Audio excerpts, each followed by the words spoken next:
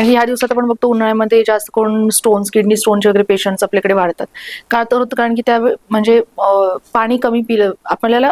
हिवाळ्यात तू उन्हाळ्याचं ट्रान्सफॉर्मेशन झालेलं, हिवाळ्यात आपल्याला पाणी कमी पिण्याची सवय झालेली असते ऋतूमुळे. पण मग तेच उन्हाळ्यामध्ये आपल्याला ते वाढवायला पाहिजे मग ते पाणी डिहायड्रेशन पिण्याचं प्रमाण. होतंय, डिहायड्रेशन होतंय ओळखायचं कसं, लक्षण काय असतं त्याची? आपल्याला असं थकवा येतो, नंतर स्किन ड्राय होतीये, तोंडाला कोरड पडते आणि थोडंसं ऍसिडिटी सारखे पण कंप्लेंट्स येतात, थोडंसं हायपर ऍसिडिटी किंवा पोटात जळजळ होणं वगैरे अशा गोष्टी होतात.